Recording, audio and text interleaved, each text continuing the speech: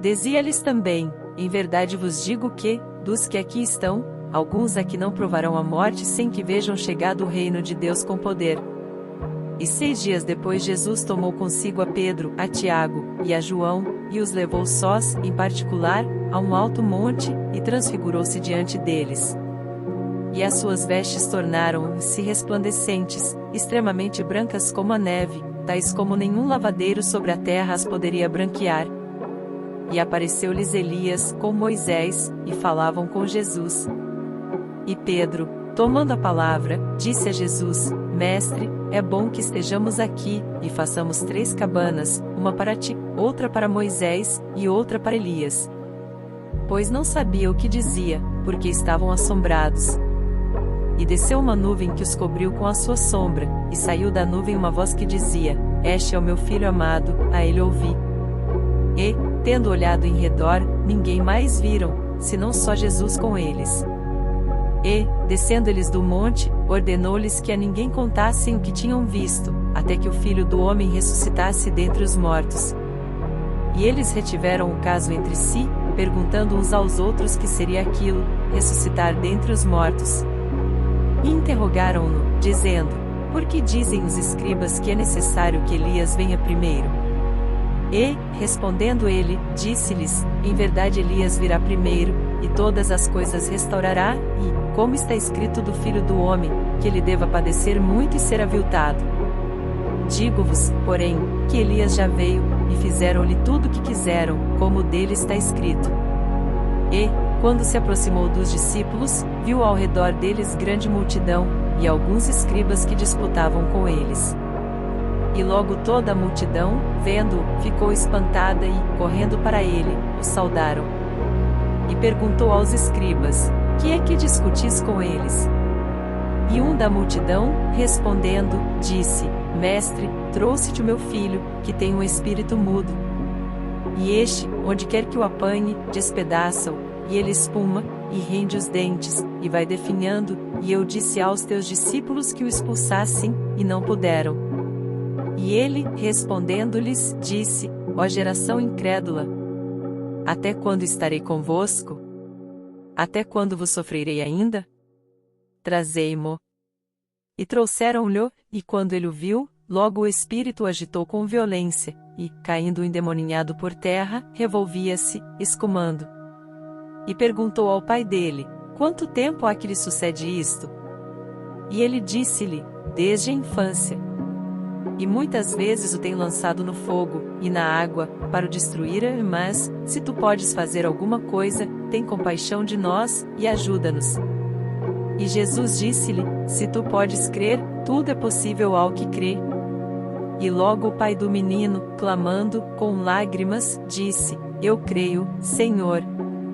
Ajuda a minha incredulidade.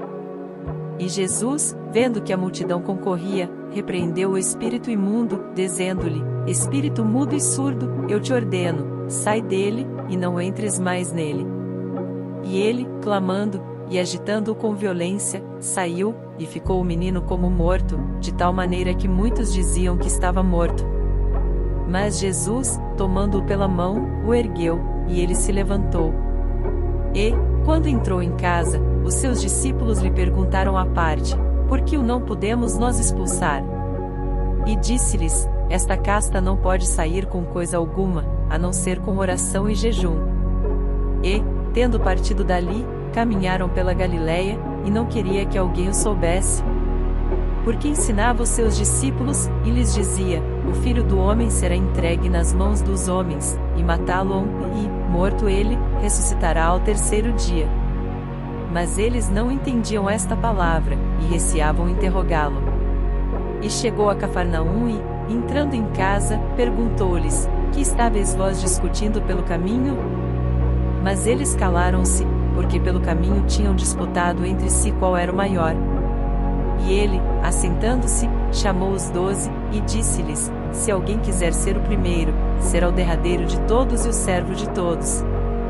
E, lançando mão de um menino, pô-lo no meio deles e, tomando-o nos seus braços, disse-lhes: Qualquer que receber um destes meninos em meu nome, a mim me recebe, e qualquer que a mim me receber, recebe, não a mim, mas ao que me enviou.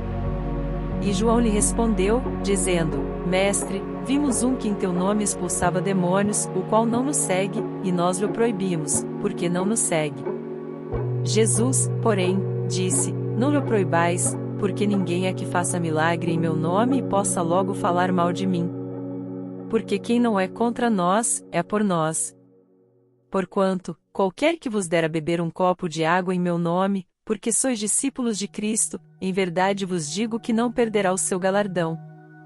E qualquer que escandalizar um destes pequeninos que creem em mim, melhor lhe fora que lhe pusessem ao pescoço uma mó de atafona, e que fosse lançado no mar.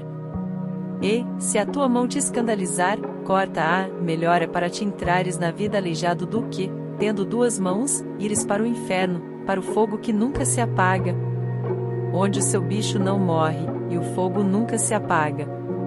E, se o teu pé te escandalizar, corta-o, melhor é para te entrares coxo na vida do que, tendo dois pés, seres lançado no inferno, no fogo que nunca se apaga, onde o seu bicho não morre, e o fogo nunca se apaga.